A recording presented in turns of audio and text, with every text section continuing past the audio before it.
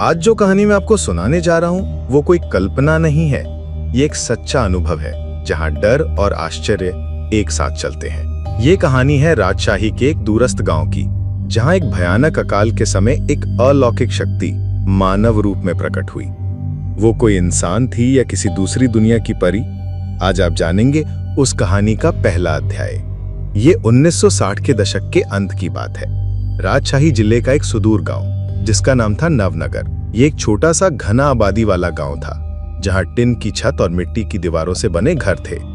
अधिकतर लोग खेती बाड़ी में लगे हुए थे। ना बिजली थी, ना ही पर्याप्त ट्यूबवेल। रात में केरोसिन की ढिबरी जलती और सुबह खेतों में हल चलाने से दिन की शुरुआत होती। इसी गांव के एक साधारण किसान परिवार में जन्म हुआ मनीरुल इस्लाम का। उस समय उसकी उम्र करीब 12 या 13 साल रही होगी। 5 भाई बहन, माता पिता और दादा दादी समेत कुल 10 लोगों का परिवार। सुबह स्कूल जाता, शाम को खेत में गाय चराता और रात में पढ़ाई करता। हमारे गांव का नाम नवनगर था। एक समय ऐसा भी था जब हम दिन में 3 बार खाना नहीं खा पाते थे, फिर भी मन शांत रहता। धान के पौधों की खुशबू ही हमारे लिए सबसे बड़ा सपना थी। लेकिन एक साल ऐसा आया जब धान की बालियां उगने लगीं, मगर वो काली होकर सड़ने लगीं और गिरने लगीं। शुरुआत में कोई कुछ समझ नहीं पाया। किसी ने बीज को दोषी ठहराया, किसी ने मिट्टी को। कुछ ही दिनों में पूरा गांव एक अज्ञात बीमारी की चपेट में आ गया। धान के पौधे फूल भी नहीं दे पाते थे और सफेद होकर गलने लगते थे। फसल खेत से घर तक पहुंचती ही नहीं, पहले ही सड़ जाती थी। गांव के लोग परेशान थे। मस्जिद में मिलाद होता, हजूर को बुलाकर दुआ करवाई जाती, लेकिन कोई असर नहीं होता। हालात इतने खराब हो गए कि एक वक्त का खाना भी मुश्किल हो गया। मैं तब बच्चा था, लेकिन माँ की आंखों में आंसू देखता था। एक थाली का खाना 8 लोगों में बंट जाता था। ऐसे भी दिन आए जब हमने सिर्फ नमक और प्याज के साथ चावल खाया। गांव के कोने में एक पागल रहता था, हाशिम पागला। उसका असली नाम कोई नहीं जानता था। कोई उसे कासिम कहता, कोई आसिम। वो पूरे गांव में घूमता और हर घर के सामने खड़ा होकर कहता, थोड़ा भात दे माँ, अल्लाह तुझे सुकून देगा। उसके हाथ में एक मोटी लकड़ी रहती और वो पूरे गांव में दौड़ता भागता रहता। दिन में वो शांति से रहता, लेकिन रात होते ही वो बदल जाता। आधी रात से सुबह तक वो अकेले पूरे गांव में चिल्लाता, दूर जा, पास मत आ। गांव वाले कहते, हाशिम पागले को बर्दाश्त नहीं किया जा सकता। बच्चे रात में सो नहीं पाते। वो पागल है या कुछ जानता है। आखिरकार एक दिन दोपहर को गांव के कुछ लोग हाशिम को नाव में बिठाकर ले गए। उसके हाथ बांध दिए और उसे खाल में फेंक दिया। हाशिम कभी वापस नहीं लौटा। मुझे तब ये समझ नहीं आया कि ये सही था या गलत, लेकिन उस रात हवा जैसे थम गई थी। पूरा गांव अजीब सी खामोशी में डूबा हुआ था। हाशिम के जाने के कुछ हफ्तों बाद फसल की हालत और खराब होने लगी। अब सिर्फ धान नहीं, बल्कि गेहूं, जूट और सब्जियां भी नष्ट होने लगी। खेत सूखने लगे और पानी में बीमारी फैलने लगी। जानवरों को भी चारा नहीं मिलता था। ऐसे समय में पास पड़ोस के गांव वालों ने नवनगर के लोगों से दुश्मनी पाल ली। वो कहते थे, वो गांव अभिशप्त है, उन्हें हमारे गांव में घुसने मत दो। जहां वे जाते हैं वहां अकाल भी साथ जाता है। एक दिन शाम को मनीरुल आंगन में अपने छोटे भाई के साथ धान बांध रहा था। तभी अचानक एक बुजुर्ग महिला वहां आ खड़ी हुई। वो धीरे धीरे चल रही थी, आवाज कांप रही थी। माँ, थोड़ा भात दे दे, एक मुट्ठी दे दे, काफी होगा। उसकी आवाज किसी 100 साल की बूढ़ी जैसी थी, लेकिन उसका शरीर ढका हुआ था। चेहरा साफ नजर नहीं आ रहा था। मनीरुल ने अपनी माँ से कहा, माँ, मेरा खाना दे दो, मैं भूखा रह लूंगा, पर उसे दे दो। महिला बैठकर खाने लगी। उसने अपना मुंह ढकने वाला कपड़ा हटाया और जैसे ही पहला निवाला मुंह में डाला, मनीरुल ने देखा कि वो चेहरा ना तो बुजुर्ग था और ना ही साधारण। वो चेहरा अविश्वसनीय रूप से सुंदर और युवा था। मैं बस उसे देखता रह गया। कैसे किसी बूढ़ी आवाज वाली महिला का चेहरा इतना सुंदर हो सकता है? क्या वो इंसान थी या कुछ और? उसी रात से मेरी जिंदगी का सबसे डरावना, रहस्यमय और अभिशप्त अध्याय शुरू हुआ। उस रहस्यमयी महिला का नाम बाद में मुझे पता चला, इशरा। इशरा के पहले आगमन के बाद मनीरुल बेचैन हो गया। उसे लगने लगा कि वो महिला कोई आम भिखारी नहीं है, उसके भीतर कोई गहरा रहस्य छिपा है। उसी रात उसने फिर एक सपना देखा, एक धुंध से ढका जंगल, और वो उसके बीचों बीच चल रहा है। दूर से एक आवाज आती है, मैंने तुझे देख लिया है मनीरुल, लेकिन अब तू मुझे मत ढूंढना। नींद से जागते ही वो उठकर बैठ गया। अभी तक सुबह की रोशनी फैली नहीं थी। दूर तक कुहासा जमा हुआ था। मनीरुल चुपचाप घर से बाहर निकल पड़ा। जैसे ही नींद खुली वो उठकर बैठ गया। सुबह की पहली किरणें भी नहीं आई थीं।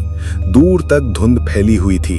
वो चुपचाप निकल गया। गांव के किनारे एक नहर बहती थी जो बारिश में भर जाती थी, लेकिन सर्दियों में सूख कर उसके बीच में एक छोटा सा द्वीप बन जाता था। वही द्वीप इशरा का ठिकाना था। उस दिन शाम को मनीरुल अकेले उस द्वीप की ओर चल पड़ा। चलते चलते उसने देखा कि पेड़ अजीब तरह से हिल रहे हैं, जैसे कोई सांस ले रहा हो। हवा भारी हो चुकी थी। चारों तरफ पक्षियों की आवाजें बंद हो गई थीं। तभी उसने देखा वही महिला एक पेड़ के नीचे बैठी है, पिछली बार की तरह ही बुर्के में ढकी हुई, लेकिन इस बार वो कुछ गा रही थी। पर वो भाषा पहचानी नहीं लग रही थी, जैसे कोई प्राचीन बोली हो। मैं कुछ भी समझ नहीं पा रहा था, लेकिन उस गीत की धुन सुनकर मेरे रोंगटे खड़े हो गए। ऐसा लग रहा था जैसे ये सुर मैंने पहले कहीं सुना है। जब मनीरुल उसके पास गया तो वो महिला रुक गई। धीरे धीरे उसने अपना चेहरा ऊपर उठाया। उसकी आंखें अजीब ढंग से चमक रही थीं। उसने कहा, तू आ गया? क्यों? मैंने तुझे मना किया था। मनीरुल कांपती आवाज में पूछता है, आप कौन हैं? आप इंसान नहीं है, ये मैं जानता हूं, लेकिन आप क्या हैं? महिला हल्के से मुस्कुराती है और फिर कहती है, मेरा नाम इशरा है। मैं इंसान नहीं हूं, लेकिन जिन या परी भी नहीं। मैं उनके बीच की एक आत्मा हूं जो इस धरती से प्रेम करती है। इशरा बताती है कि वो वर्षों से इसी क्षेत्र में है। एक समय वो प्रकृति की रक्षक थी। जब मनुष्य प्रकृति को सम्मान देता था, वो प्रसन्न रहती थी, लेकिन अब लालच और विनाश ने उसे थका दिया है। मनीरुल हैरान होकर पूछता है, तो क्या आप अब भी हमारे गांव को बचा सकती हैं? इशरा सिर झुकाकर कहती है, हाँ, बचा सकती हूँ, लेकिन बदले में मुझे कुछ देना होगा। थोड़ा समय, कुछ एहसास। क्या तू दे पाएगा? मुझे नहीं पता। पता नहीं क्या सोचकर मैं मान गया। शायद ये केवल जिज्ञासा नहीं थी, कोई अनजानी खिंचाव मुझे उसकी ओर खींच रहा था। इसके बाद मनीरुल हर शाम उस द्वीप पर जाने लगा। वे दोनों वहां बैठते, बातें करते। कभी कभी इशरा उसे ऐसी कहानियां सुनाती जो इतिहास की किताबों में भी नहीं मिलती। वो कहती, पृथ्वी के जन्म से भी पहले कुछ शक्तियां थीं, कुछ आत्माएं जो आज भी संसार में छाया की तरह मौजूद हैं। धीरे धीरे मनीरुल को एहसास हुआ कि अब वो सिर्फ जानने के लिए नहीं जा रहा है, वो इशरा की ओर आकर्षित हो रहा है। एक ऐसा जुड़ाव जो उसने पहले किसी इंसान के लिए महसूस नहीं किया था। अलौकिक रूप से उस साल गांव की फसलें नष्ट नहीं हुई। खेतों में बालियां फिर से लहराने लगीं। बच्चों के चेहरे पर मुस्कान लौट आई। कोई नहीं जानता था क्यों। कुछ ने सोचा कि ये किसी नई खाद या दवा का असर है, लेकिन मनीरुल जानता था ये सब इशरा की वजह से हुआ है। एक दिन उसने इशरा से पूछा, क्या तुम जादू करती हो? इशरा हल्के से मुस्कुराकर बोली, प्यार से जो किया जाए वो किसी भी जादू से अधिक होता है। मैं तुम सब से प्यार करती हूँ, इसलिए मदद करती हूँ। फिर एक दिन अचानक इशरा बोली, अब तुम मत आना मनीरुल। हमारे बीच जो भी है वो दो दुनियाओं का है, जिसे ये दुनिया स्वीकार नहीं करेगी। मनीरुल चौंक गया। उसने पूछा, क्या तुम मुझसे प्यार करती हो? इशरा चुप रही। हवा में एक पल की खामोशी फैल गई। फिर धीरे से बोली, प्यार करती हूं, लेकिन तेरा जीवन मेरे जैसा नहीं होना चाहिए। मैं नहीं चाहती तू खो जाए। उस दिन मुझे समझ आया कि कुछ प्रेम अधूरे रहते हैं, लेकिन वे अमर होते हैं। अगले दिन मनीरुल ने सुना कि कुछ लोग गांव में जमीन नापने आए हैं। बड़ी कंपनियों के लोग। यहाँ फैक्ट्री बनेगी, नई सड़कें होंगी, नदी के किनारे ऊंची इमारतें बनेंगी। ये सुनकर इशरा का चेहरा म्लान हो गया। उसने कहा, ये फैक्ट्री मतलब विनाश। मैं जो कर रही हूं वो अब नहीं कर पाऊंगी। वे जमीन की आत्मा को निगलने आएंगे। अगर मैं रोकी तो कहर टूट पड़ेगा।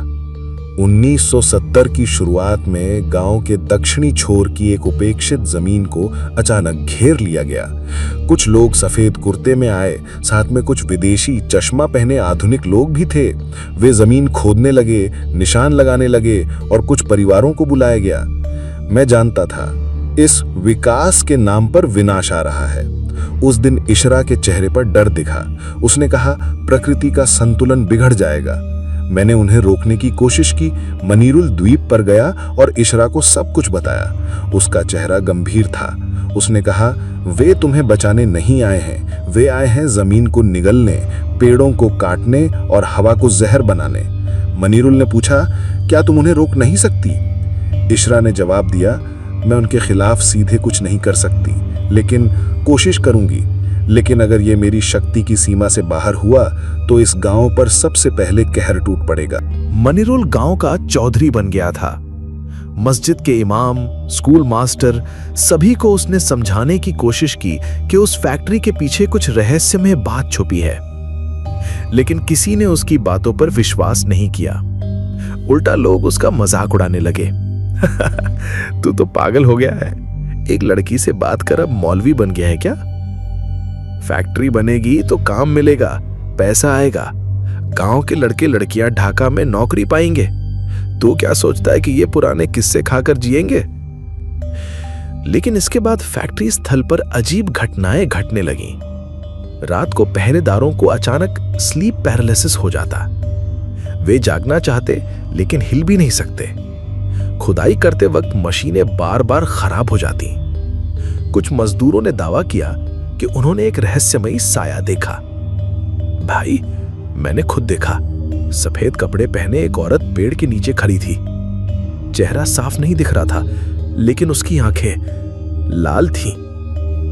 स्थिति को काबू में लाने के लिए फैक्ट्री के मालिक ढाका से एक मौलवी को बुलाते हैं। नाम था हाफिज मोजामिल। उसके साथ कुछ और ताकतवर हजरत आते हैं जो जिन्नों को काबू में कर सकते थे। वे आते हैं तावीज, धूप, धूनी और अजीब मंत्रों के साथ। उस द्वीप को चारों तरफ से घेर लिया जाता है। लाल रंग की रेखाएं जमीन पर खींची जाती हैं। वे कहते हैं, आज ही इस जगह को पवित्र करेंगे इंशाअल्लाह। लेकिन मनीरुल जानता था, जिसे वे कैद करना चाहते हैं वो कोई भूत या शैतान नहीं, बल्कि प्रकृति की एक रक्षक आत्मा है, इशरा। वो उन्हें रोकना चाहता है, लेकिन एक रात उसे ही फंसा लिया जाता है। फैक्ट्री के लोग उसे पकड़ लेते हैं और कहते हैं, तू जादूगर का साथी है, तू परियों के साथ मिलकर जिन्नों का काम करता है। उसके हाथ पांव बांध दिए जाते हैं, सिर पर तावीज बांध दिया जाता है। उसके बाद इशरा सपनों में आना बंद कर देती है, मानो दोनों के बीच का हर रिश्ता टूट गया हो। अंधेरे कमरे में बंद मनीरुल बस रोता है, प्रार्थना करता है।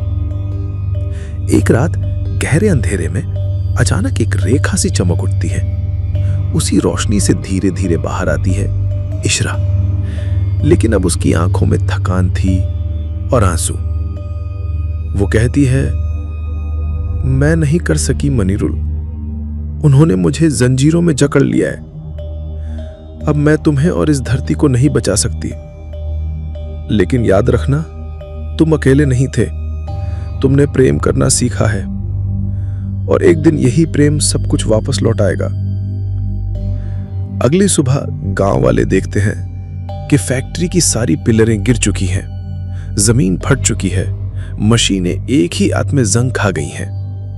वो मौलवी, हाफिज और उसके साथी सब गायब हो चुके थे। कंपनी के लोग भी कभी वापस नहीं आए। लेकिन वो द्वीप अब वैसा नहीं रहा। सारे पेड़ सूख गए, हवा भारी हो गई, न पक्षी न कोई आवाज, सब कुछ जैसे मृत हो गया हो। मनीरुल को समझ आ गया, इशरा जा चुकी है, उसे इस दुनिया से फाड़ कर अलग कर दिया गया है और हमने खो दिया अपना रक्षक। 25 मार्च 1971 ढाका का आसमान कांप उठा। ऑपरेशन सर्च लाइट शुरू हुआ। देश भर में रक्तपात और तबाही फैल गई। राजशाही भी बचा नहीं था। स्कूल, चावल मिल, घर सब जला दिए गए। मनीहुल उस समय ढाका में बंदी था, लेकिन युद्ध शुरू होते ही फैक्ट्री के लोग भाग गए। अब उसे पकड़ने वाला कोई नहीं था। अंधेरे कमरे का ताला तोड़कर वो भाग निकला। ढाका की सड़कों पर आग, चीखें और खून था। मनीरुल के मन में सिर्फ एक सवाल था, इशरा कैसी होगी? मेरा गांव बचेगा क्या? वो सीमांत के पास एक ट्रेनिंग कैंप में पहुंचता है। कुछ हफ्तों की ट्रेनिंग के बाद वो मुक्ति बाहिनी में शामिल हो जाता है। उसके पास कोई बंदूक नहीं थी, सिर्फ एक टूटी सी राइफल और उसके दिल में था क्रोध, पीड़ा और एक शून्यता। हर एक गुरिल्ला ऑपरेशन में वो साहस दिखाता था। उसके साथी उसे भूत कहते थे क्योंकि वो रात के अंधेरे में दुश्मनों के पीछे छाया की तरह निकल पड़ता, चुपचाप, अदृश्य। लेकिन वो जानता था उसकी आंखें किसी चीज को ढूंढ रही हैं। एक द्वीप, एक साया, एक जानी पहचानी धुन। 16 दिसंबर विजय दिवस आता है। हर जगह हरा लाल झंडा फहराता है। लोग खुशी मना रहे हैं, लेकिन मनीरुल के दिल में एक गहरा चुप दर्द है। वो लौटता है अपने गांव नवनगर। जो वो देखता है उससे उसके दिल बैठ जाता है। गांव लगभग खाली पड़ा था। कई घर जला दिए गए थे। उसका खुद का घर मलबा बन चुका था। मां पिता नहीं रहे और उसकी छोटी बहन भी कहीं गुम हो चुकी थी। मैं अपने टूटे हुए आंगन में खड़ा था। सब कुछ बदल गया था। बस हवा में एक खुशबू थी जो मेरे लिए जानी पहचानी थी, इशरा की खुशबू। मैं भागा उस टापू की ओर, लेकिन वो अब टापू नहीं था। जहां पहले हरियाली थी, अब वहां सूखे पेड़ों के कंकाल खड़े। हवा भारी और मौन थी। कोई पक्षी नहीं, कोई कीड़ा तक नहीं, जैसे सब कुछ मर चुका हो। बस एक पुरानी जड़ की खोखल में मिट्टी के नीचे मुझे मिला एक छोटा सा पोटली। उसमें था एक पुराना तावीज, एक लकड़ी का छोटा डिब्बा जिसमें महकती हुई मिट्टी थी, और एक चिट्ठी। चिट्ठी में लिखा था, तुम मिट्टी में, मैं हवा में, लेकिन अगर कभी ये धरती फिर से दुख में डूब जाए, मैं लौट आऊंगी। तेरे लिए नहीं, तेरे प्रेम के लिए, इशरा। मनीरुल ने उस चिट्ठी को अपने सीने से लगा लिया। वो जीने लगा, नए सिरे से जीवन शुरू किया। युद्ध के बाद सरकार ने गांव का विकास शुरू किया।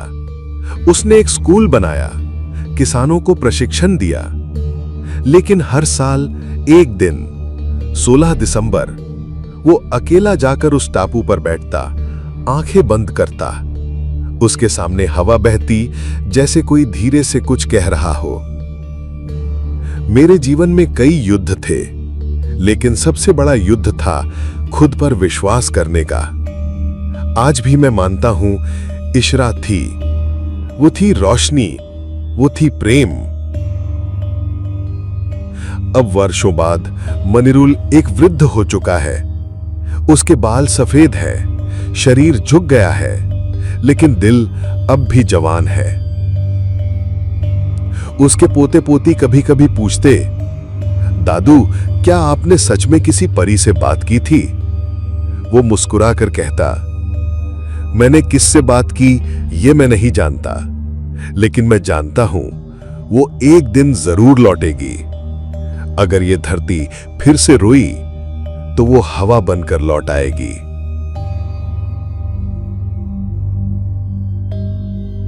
दोस्तों, यही था उस अलौकिक प्रेम गाथा का अंतिम अध्याय, जहां प्रेम, प्रकृति और आत्मत्याग मिलकर बुनते हैं एक अनोखी कहानी।